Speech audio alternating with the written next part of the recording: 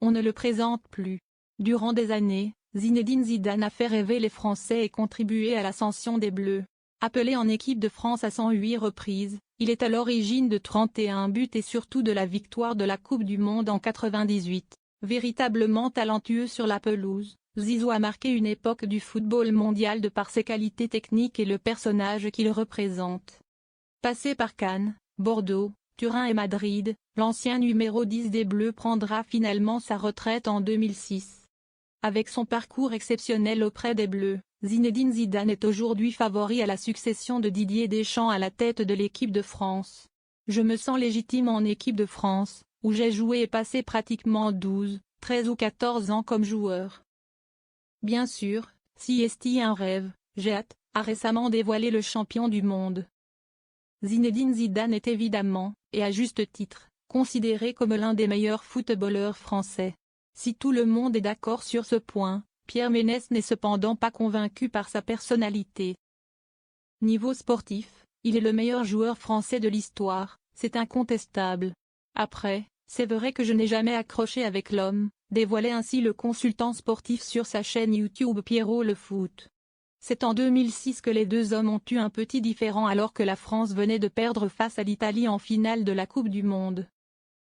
Un match particulièrement difficile pour Zinedine Zidane qui avait été expulsé du jeu après avoir donné un coup de boule à Marco Materazzi. Invité à l'époque à passer en revue cette fameuse expulsion du numéro 10 dans un documentaire, Pierre Ménès avait été prié d'être un minimum tendre avec celui qui a été comparé à une ballerine. Et ce, à la demande de Christophe Dugarry. Le lendemain, pas un commentaire sur ce que j'avais dit sur Zidane. Rien, tout passe comme une lettre à la poste. Et quelques jours après, il m'appelle et me dit « Ménès, c'est Zidane ». S'il m'appelait, c'est qu'il y avait quelque chose qui n'allait pas parce que pendant toute sa carrière, même quand je travaillais à l'équipe, il m'appelait quand il y avait quelque chose qui ne lui plaisait pas, se souvient Pierre Ménès.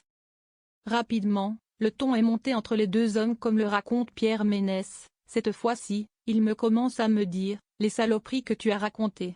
J'étais un peu étonné. Je lui réponds « tu l'as vu, l'émission ?» Il me dit « non, on m'a répété ce qui a été dit ». J'étais là, ah bah alors là, si c'est un analphabète qui t'a répété, moi, je ne peux rien pour toi. Regarde l'émission et rappelle-moi. À partir de là, il a eu des propos menaçants que je n'ai pas tolérés. Donc non, ce n'est pas quelqu'un qui m'intéresse beaucoup humainement. Ce qui n'ôte rien à l'admiration que je peux avoir pour lui en tant que joueur, concluait ainsi celui qui n'hésite pas à balancer sur les footballeurs. Une altercation qui semble véritablement l'avoir marqué.